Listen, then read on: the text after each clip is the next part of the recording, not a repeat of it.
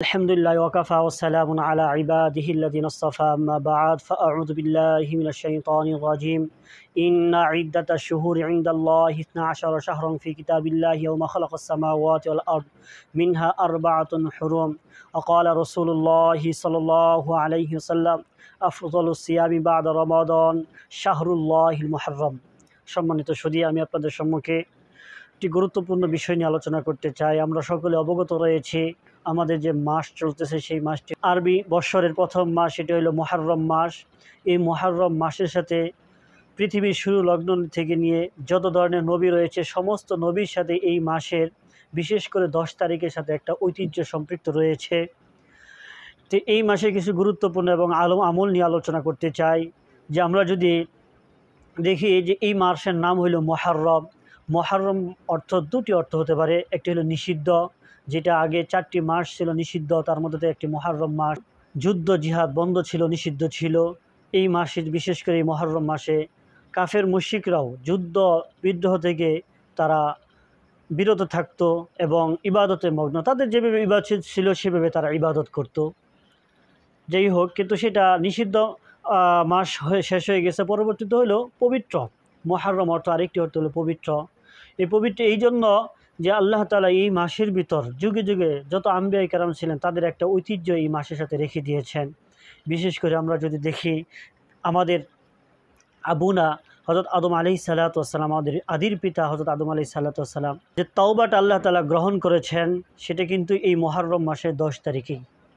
300 বছরের বেশি ওনারা কান্নাকাটি করেছেন একটি কাজের জন্য, একটি আমলের জন্য, যে তিনারা আল্লাহ তাআলার একটা কথাকে অবাধ্য করেছিলেন, একটা নির্দেশকে। সেটি হলো গন্ধম ফল খাওয়া যাবে না, গাছের ধারে কাছে যাওয়া যাবে না। আল্লাহ তাআলা বলেছেন ওয়ালা তাকরাবু হাদিহি শাজারাতা ফাতাকুনা মিনাজ জালিমিন। তা আমরা সকলেই জানি পরিশেষে শয়তানের প্ররোচনায় পড়ে ওনারা খেয়ে ফেলেন, যার ফলে আল্লাহ তাআলা এই বেহেশত থেকে বের করে দেন। দুইজনকে আল্লাহ তাআলা দুই প্রান্তে, একজন হলো আমাদের এই উপমহাদেশের শ্রীলঙ্কার শরণদ্বীপ একটা জায়গা আছে, সেইখানে হযরত আদম আলাইহিস সালাতু ওয়াস সালামকে পাঠান। আর ওই দিক দিয়ে হইল জিদ্দায় হযরত হাওয়া আলাইহিস সালাতু ওয়াস সালামকে ওনাকে পাঠান। 300 বছর কান্নাকাটির পর আল্লাহ তাআলা উভয়কে আরাফার ময়দানে একত্রিত করে দেন। আরাফা আর একটি অর্থ হলো পরিচিতি। এই উভয়ে একে অপরের সাথে পরিচিত হয় আরাফার ময়দানে। এই দিনটা যেই দিন আল্লাহ তাআলা তওবাকে কবুল করেছেন সেই দিনটা ছিল কিন্তু এই মুহররমের 10 তারিখে। 10 তারিখের সাথে আরও ঐতিহ্য রয়েছে। বিশেষ করে দেখেন সাইয়েদনা মুসা আলাইহিস সালাতু ওয়াস সালামকে আল্লাহ তাআলা নাজাত দান করেছেন। এই দিনেই কিন্তু নাজাত দান করেছেন ফেরাউনের কবল থেকে। পাপিষ্ঠ ফেরাউন সে খুদাই দাবি করেছিল, সে বলেছিল আনা রব্বুকুমুল আ'লা, আমি হলাম সবচেয়ে বড় খুদা। কিন্তু আল্লাহ তাআলা তাকে নিমজ্জিত করেছেন, একেবারে পানিতে চুবায়া চুবায়া মেরেছেন।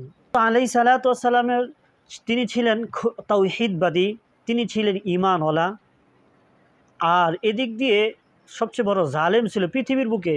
যত বড় বড় জালেম রয়েছে তার মধ্যে থেকে অন্যতম জালেম হইলেন ফেরাউন। সে কিন্তু খোদা দাবি করেছিল। আল্লাহ তাআলা তার হায়াতও দীর্ঘদিন দিয়েছিলেন এবং তাকে আল্লাহ তাআলা যেই পরিমাণ শক্তি সামর্থ্য এবং যেই পরিমাণ ক্ষমতা দিয়েছিলেন পৃথিবীর ইতিহাসে বিরল।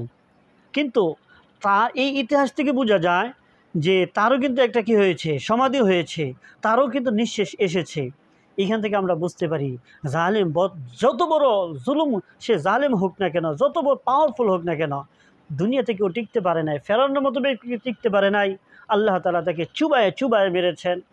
তা আগামী কালকে যে দিনটি আসতেছে, আমরা যদি মুসা আলাইহিস সালাতু ওয়াস সালাম এবং ফেরাউন কর্তৃক যে ঘটনা সেই দিকে যদি আমরা চিন্তা করি, তাহলে অবশ্যই যারা জালেম রয়েছে তাদের জন্য শিক্ষণীয় রয়েছে, যারা তাওহীদবাদী রয়েছে, যারা ঈমানওয়ালা রয়েছে তাদের জন্য শিক্ষা রয়েছে।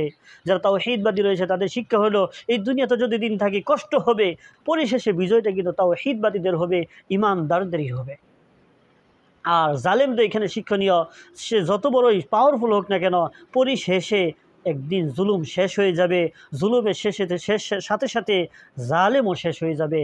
এই জন্যই তো বলা হয় জালেম কা কুছ রহতা নেহি, মজলুম কা কুছ জাতা নেহি। জালেমে তো কিছুই থাকে না আর মজলুমে তো কিছুই যায় না।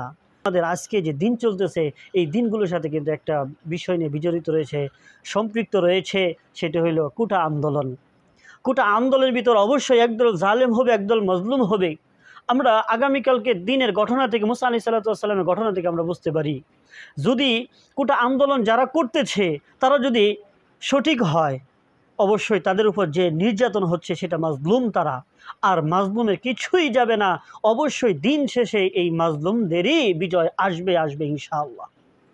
আর যদি জালেম যারা জুলুম করতেছে তাদের পরিণতি কিন্তু খুব ভালো হবে না। হ্যাঁ, তারা কি পাওয়ারফুল আমাদের দেশে, সামান্য একটা সরকার, ছোট একটা সরকার। মনে করেন পৃথিবীর কত বড় বড় পাওয়ারফুল সরকার রয়েছে, তার মধ্যে থেকে আমাদের একেবারে ন্যূনতম একটা ছোট দেশ, এইখানে পাওয়ারফুল সরকার, তার মধ্যে থেকে তাদের কিছু লোক রয়েছে এবং অন্যান্য যারা আছে। যেই হোক, আমি বলতে চাই যে তারা যদি জালেম হয়ে থাকে তাহলে অবশ্যই অবশ্যই তাদের জুলুম বেশি দিন টিকবে না, আর অতি শীঘ্রই আল্লাহ তাআলা তাদের জুলুমকে নস্যাৎ করে দিবেন। যাই হোক, বলতেছিলাম মুসা আলাইহিস সালাতু ওয়াস সালামের ঘটনা থেকে আমরা বুঝতে পারলাম যে তাওহীদবাদীদের বিজয় আসবেই আসবে, আর জালেমদের ধ্বংস আসবেই আসবে। আবার এই দিনটির সাথে আরও অনেক একেবারে, যেমন নূহ আলাইহিস সালাতু ওয়াস সালামের ঘটনা আসেন। হযরত নূহ আলাইহিস সালাতু ওয়াস সালামকে আল্লাহ তাআলা কিন্তু এই দিনই নাজাত দিয়েছেন। যখন নূহ আলাইহিস সালাতু ওয়াস সালামের প্লাবনশীল জামানায় ৪০ দিন শেষে জুদি পাহাড়ে গিয়ে ওনার নৌকা থামে, ওই দিন কিন্তু প্লাবন বন্ধ হয়। সেই দিনটা ছিল কিন্তু এই ১০ই মুহররম। এই জন্য এই ১০ই মুহররমের সাথে সম্পৃক্ত রয়েছে। রাসূল করিম সাল্লাল্লাহু আলাইহি সাল্লামও বলেছেন, হাদিস ১১৬৩ নম্বর হাদিস, আল্লাহ রাসূল সাল্লাল্লাহু আলাইহি ওয়াসাল্লাম বলেছেন, এই মাসটা হইল আল্লাহর মাস। খেয়াল করেন, একটা সন্তানের যদি ৫ জন সন্তান থাকে বা একটা লোকের, তাহলে যদি কাউকে বলে আমার সন্তান, তাহলে কিন্তু তার একটা আলাদা গুরুত্ব থাকে, তাই না? তেমনিভাবে এই আল্লাহ তাআলা যেহেতু বলছেন শাহরুল্লাহ, তাহলে এই মাসের আলাদা কি রয়েছে? একটা গুরুত্ব অবশ্যই রয়েছে। এবার আসেন, আমরা যদি তাকাই ইতিহাস থেকে এবং আল্লাহ রসুলের বাণী থেকে এবং আল্লাহ রসুলের হাদিস থেকে তিনটা আমলের কথা আমাদের সামনে আসে। কয়টি আমলের কথা? 3টি আমল। ১ নম্বর আমল হইল, আদম আলাইহিস সালাতু ওয়াস সালামের তওবাকে গ্রহণ করেছেন, কবুল করেছেন এই ১০ই মুহররম, তাই না? তাহলে আমরা কি করতে পারি? আমাদের তাওবা ইস্তেগফার বেশিতে বেশি করা, যাতে করে সামনের দিনটা আসছে, এই দিনে আমাদের অনেক গুনাহ হয়ে গেছে। দেখেন, হযরত আদম আলাইহিস সালাতু ওয়াস সালামের একটি গুনার কারণে তাকে আল্লাহ তাআলা এই পরিমাণ শাস্তি দিয়েছেন। আমি আপনি প্রতিনিয়ত গুনাহ করি, এমন কোনো দিন নাই যেখানে আমাদের গুনাহ হয় না। গুনাহ করতেছি, কিন্তু আল্লাহ তাআলা যদি তাদের মতো আমাদেরকে শাস্তি দিতেন, তাহলে আমরাও একটা গুনার কারণে, দেখেন আদম আলাইহিস সালামকে একটি গুনার কারণে ৩০০ বছর কষ্ট করতে হয়েছে। আজকে যদি আমার আপনার দশা হতো এমন যে একটি গুনাহ করলে এই পরিমাণ শাস্তি, তাহলে মনে হয় আমাদের কি অবস্থা হতো। আল্লাহ রহমান আমাদের উপর রহম করেছেন। এই জন্য আমরা আসেন তওবা ইস্তিগফার করি এই দিনে, আল্লাহ যাতে করে আমাদের তওবা ইস্তিগফার কবুল করেন, জীবনের গুনাহগুলোকে আল্লাহ তাআলা মাফ করে দেন। দ্বিতীয় আরেকটি আমল আমরা করতে পারি, সেটি হলো যে আমলটা রাসূল করিম সাল্লাল্লাহু আলাইহি সাল্লাম মুসলিম শরীফে বর্ণিত হাদিস ১১৬২ নম্বর হাদিস, রাসূল করিম সাল্লাল্লাহু আলাইহি সাল্লাম বলেছেন, সিয়ামু ইয়াউমি আশুরা ইন্নী আহতাসিবু আলাল্লাহি আন ইউকাফফিরা আস-সানাতা আল্লাতী ক্বাবলাহু ওয়াস-সানাতা আল্লাতী বা'দাহু। আল্লাহ রাসূল সাল্লাল্লাহু আলাইহি ওয়াসাল্লাম বলতেছেন, আশুরা যে রোজাটা রয়েছে, আশুরা দিন, এই দিন যেই ব্যক্তি রোজা রাখবে, আমি আল্লাহর কাছে আশাবাদী আল্লাহ তাআলা তার পিছনে ১ বছরের গুনাহ, সামনের ১ বছরের গুনাহ, দেখেন পিছনের ১ বছরের গুনাহ, সামনের ১ বছরের গুনাহ আল্লাহ তাআলা মাফ করে দিবেন। সুবহানাল্লাহ। আসেন না, দেখেন আল্লাহ তাআলা পক্ষ থেকে একটি অফার এসেছে, আমরা আমল করি, হ্যাঁ, নিজের গুনাহকে মাফ করাই। রাসূল করিম সাল্লাল্লাহু আলাইহি ওয়াসাল্লাম বলেছেন, আফযলুস সিয়ামি বা'দা রমাদান শাহরুল্লাহি মুহররম। রমজানের পরেই আপনার সবচেয়ে গুরুত্বপূর্ণ রোজা আল্লাহ তাআলার কাছে উত্তম রোজা হলো এই মাসের রোজা, মুহররম মাসের রোজা। আসেন আমরা রোজা রাখি। এবং আশুরা রোজাটা কিন্তু একসময় আমাদের জন্য ফরজ ছিল। পূর্ববর্তী যত নবী রয়েছে সমস্ত নবীদের উপরে এই আশুরা রোজা ফরজ ছিল ১০ তারিখের। আমাদের এই উম্মতে মুহাম্মদের শুরুতে আশুরা রোজা ফরজ ছিল। পরবর্তীতে যখন রমজান মাসে রোজা আসলো, তখন এই ফরজটা সাকেদ রহিত হয়ে গিয়ে এখন সেটা ইস্তেহবাব বাকি রয়েছে, মুস্তাহাব্বাত রয়েছে। এখন ওই দিনে রোজা রাখা মুস্তাহাব। মনে রাখতে হবে, কোনো একটা আমল যদি রহিত হয়ে যায়, আর সেই আমলটা সাধারণত যদি আগের নবীরা করে থাকেন, তাহলে এটা ইস্তেহবাবের উপর অটল থাকে। যাই হোক, তো বললাম এই দিনে রোজা রাখাটা মুস্তাহাব। যখন রাসূল করিম সাল্লাল্লাহু আলাইহি সাল্লাম গেলেন মদিনায়, যাওয়ার পরে দেখতেছেন ওইখানে মানুষের রোজা রাখে। তখন বললেন, তোমরা কেন রোজা রাখো? বলল যে এই দিনে আল্লাহ তাআলা মুসা আলাইহিস সালাতু ওয়াস সালামকে ফেরাউনের কবল থেকে আল্লাহ তাআলা উদ্ধার করেছেন, সেই জন্য শুকর আমরা রোজা রাখি। রাসূল করিম সাল্লাল্লাহু আলাইহি সাল্লাম নাহনু আহাক্কু বিমূসা মিনকুম, আমরা তো তোমাদের থেকে বেশি হকদার আমলের ক্ষেত্রে মুসা আলাইহিস সালাতু ওয়াস সালামকে মানার ক্ষেত্রে, অতএব আমরা রোজা রাখবো। ফাসামাহু ওয়া আমারা বিসিয়ামিহি, রাসূল করিম সাল্লাল্লাহু আলাইহি সাল্লাম নিজেও রোজা রেখেছেন এবং অন্যদেরকেও রোজা রাখার নির্দেশ দিয়েছেন। ইবনে মাজাহ শরীফের হাদিস 1734 নম্বর হাদিসে আল্লাহ রাসূল সাল্লাল্লাহু আলাইহি ওয়াসাল্লাম এই কথাগুলো বলেছেন। যাই হোক, পরবর্তীতে রাসূল এই কথা বলেছেন যে আমি যদি সামনের বছর রোজা হায়াত পাই তাহলে অবশ্যই রোজা রাখবো। রাসূল করিম সাল্লাল্লাহু আলাইহি ওয়াসাল্লাম পরবর্তীতে 2টা করে রোজা রেখেছেন। আসেন আমরাও চেষ্টা করি 2টা করে রোজা রাখার। রাখতে হবে। রাসূল সাল্লাল্লাহু আলাইহি ওয়াসাল্লাম 2টা রোজা কেন রাখতে বলেছেন? আল্লাহ রাসূল সাল্লাল্লাহু আলাইহি ওয়াসাল্লাম সুমু ইয়াউমা আশুরা, তোমরা আশুরার দিনে রোজাটা রাখো। ওয়া খালিফুল ইয়াহুদা, তোমরা আবার ইহুদিদের কি করো? বিরোধিতাও করো। কারণ কি? ইহুদিরা এই দিন রোজা রাখে, তোমরা বিরোধিতা করে কি? তোমরা একদিন আগে অথবা একদিন পরে রোজা রাখো, 2টা রোজা রাখো। এই জন্য আমরাও ইনশাআল্লাহ 2টা রোজা রাখার চেষ্টা করবো ইনশাআল্লাহ।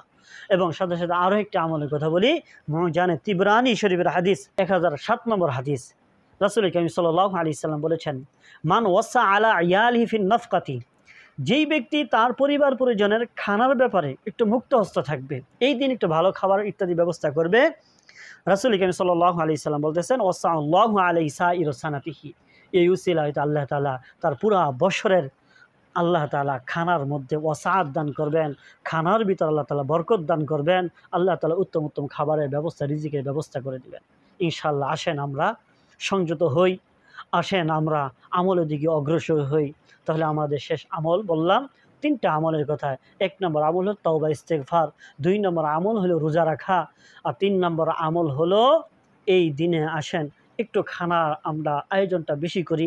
সাধারণত অনেকে করেই থাকি, আবার সাথে সাথে একটু হালকা আয়োজনটা বেশি করি, আর রাসূলের হাদিসে যাতে করে আমল হয়ে যায়, এই উসিলায় আল্লাহ তাআলা হয়তো বরকত দান করবেন।